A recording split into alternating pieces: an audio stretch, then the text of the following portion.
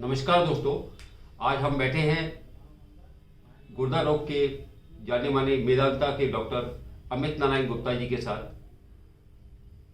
जिनसे हम अब जानकारी लेंगे कि ये बेसिकली गुर्दा रोग होता क्या है, क्यों होता है और इसके प्रमुख लक्षण क्या है। तो सर, मैं आपसे ये पूछना चाहूँगा कि ये गुर्दा है क्या और इससे रिलेटेड जो प्रॉब्लम है वो कैसे खड़ी होती है। पहले तो मैं नमस्कार करना चाहूँगा मेरे सभी दर्शक जो मुझे सुन रहे हैं। तो मैं बताना चाहूँगा कि जैसे कि मुझे जो प्रश्न उठाया गया है कि गुर्दा क्या होता है। गुर्दा हमारे शरीर का एक महत्वपूर्ण अंग है। हमारे शरीर में 2 गुर्दे होते हैं और इन गुर्दों का काम है खून को छानना और शरीर में अत्यधिक पानी को निकालना। पेशाब के रूप में ये पानी को निकालता है और पेशाब में ये सारे विषैले और जहरीले पदार्थ जो हमारे शरीर में डेली बनते हैं उनको ये पेशाब के रास्ते निकालता है। तो ये हमारे गुर्दे का मेन काम है। इसके अलावा हमारे गुर्दे कई और चीज़ें करते हैं, जैसे कि हमारे शरीर में विटामिन डी की सिंथेसिस को, हमारी हड्डियाँ और हमारे खून की सिंथेसिस में भी इसका काफ़ी रोल है। तो ये तो हमारा गुर्दे के बारे में हो गया कि एग्जैक्टली हमारा गुर्दा क्या है और इसके प्रमुख कार्य क्या हैं। अब जो दूसरा सवाल मुझसे उठाया गया है कि हमारे गुर्दे की जो आजकल हमें जो सुनने में आता है कि हमारे गुर्दे में खराबी है, हमारे गुर्दे में खराबी है, तो ये जो बीमारियां हैं ये अब ज़्यादा क्यों होने लगी हैं। एक्चुअली इसके भी कई कारण हैं। सबसे पहला कारण तो मैं यही बताऊंगा कि अब हमारे पास अत्यधिक आधुनिक साधन हैं बीमारियों को पता लगाने के लिए, जिसमें कि हमारी आधुनिक जांचें हैं, आधुनिक रेडियोलॉजी है, जो कि हमें जल्द इनिशियल स्टेज में, अर्ली अवस्था में बीमारियों का पता लगाने में मदद करती है, जिसकी वजह से इस बीमारी का जल्दी पता लग करके इनकी संख्या बढ़ गई है, गुर्दे के मरीजों की संख्या बढ़ गई है। दूसरा इसके जो प्रमुख कारण है उसमें डायबिटीज़, ब्लड प्रेशर और जो हमारा जो आज का जो लिविंग लाइफ स्टाइल है वो इसका प्रमुख कारण है कि हमारे शारीरिक काम कम हो गए हैं, मानसिक तनाव बढ़ गए हैं और जिसकी वजह से ब्लड प्रेशर और डायबिटीज़ अनकंट्रोल रहते हैं और गुर्दे की प्रॉब्लम ज़्यादा बढ़ती है।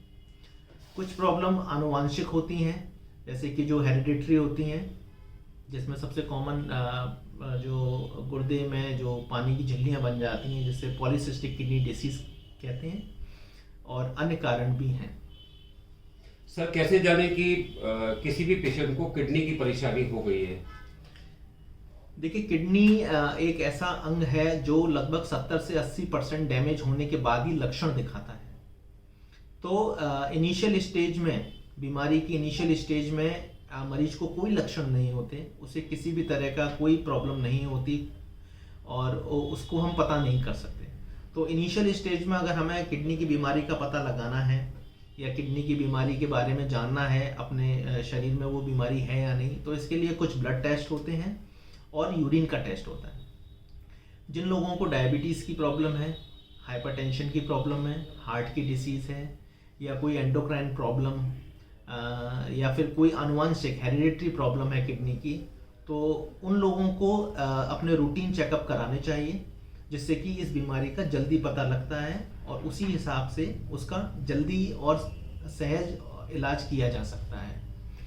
जब ये बीमारी 70 से 80% हो जाती है, गुर्दा 70 से 80% डैमेज हो जाता है, तब इसके लक्षणों में प्रमुख लक्षण हैं हाथों और पैरों में सूजन आना, पेशाब का कम या ज़्यादा हो जाना, भूख कम लगना, उल्टियाँ आना, नींद कम हो जाना, चक्कर आना और अपने आप में अलग से एक बेचैनी जैसी स्थिति होना। तो ये इसके प्रमुख लक्षण हैं जो कि किसी भी आम बीमारी के भी लक्षण हो सकते हैं। तो इसलिए जब भी आप इस लक्षणों से मतलब आपको सुनने में आए इस तरह के लक्षण हैं किसी को, या आपके घर में या आपके किसी जानने वाले को ये लक्षण हो, तो मेरा मत है कि आप उनका गुर्दे का जांच जरूर करवाएं। गुर्दे के जांच में जो मेन जांच है वो सीरम क्रेटिनिन होता है, जो कि एक ब्लड की जांच है जिसकी नॉर्मल वैल्यू 0.9 से 1.5 तक मेजर की जाती है। अगर वो राइज कर रहा है इसका मतलब है कि प्रॉब्लम शुरू हो चुकी है।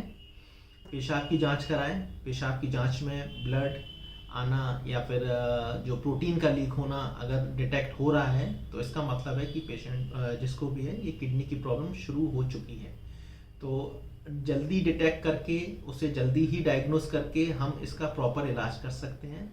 अन्यथा जब ये काफ़ी डैमेज हो जाती है तो इसका कोई इलाज नहीं रहता। ये एक अंग ऐसा है जो कि शरीर में बहुत महत्वपूर्ण है, जिसमें कि हमारे शरीर के जो सारे टॉक्सिन्स और जो जहरीले पदार्थ हैं, जो तेजाब हैं, वो निकलते हैं पेशाब के रास्ते। तो इस अंग की जागरूकता बहुत ज़रूरी है, क्योंकि इसके लक्षण 70 से 80% डैमेज होने के बाद ही दिखाई देते हैं। सर ऐसा क्या किया जाए कि जिससे किडनी की परेशानी हो ही ना? ऐसा कोई तरीका है जिससे किडनी की परेशानी खड़ी ना हो? देखिए, किसी भी चीज़ को आप बिल्कुल बंद या रोक तो नहीं सकते हैं, लेकिन बस कहने का मतलब यही है कि जो कारण है किडनी की प्रॉब्लम के, अगर हम उसको सुधार लें, जैसे कि डायबिटीज़ और हाइपरटेंशन, मैंने आपको बताया कि किडनी की प्रॉब्लम का प्रमुख कारण वही है। तो अगर किसी पेशेंट को या किसी भी जन को अगर अनकंट्रोल डायबिटीज़ है या अनकंट्रोल हाइपरटेंशन है, तो वो अपने डॉक्टर से सलाह लेके उसका उचित इलाज कराए, अपने डायबिटीज़ और ब्लड प्रेशर को कंट्रोल में रखें। अगर कोई हेरिडिटरी किडनी की प्रॉब्लम है तो अपने रेगुलर चेकअप्स कराता रहे, ताकि उस प्रॉब्लम का जल्दी पता लगे और पूरा इलाज किया जा सके।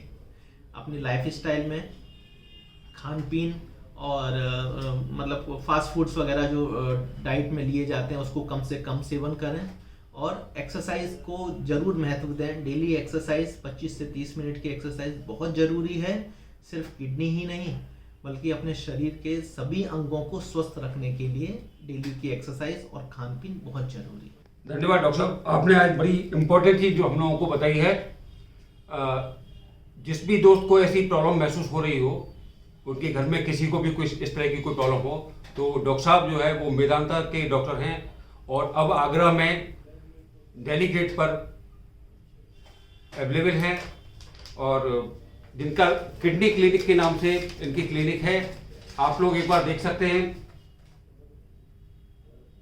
आप लोग कभी भी 10 बजे से लेकर के और 2 बजे तक कभी भी अपना नंबर लगवा सकते हैं और आकर के डॉक्टर साहब से सलाह ले सकते हैं। धन्यवाद।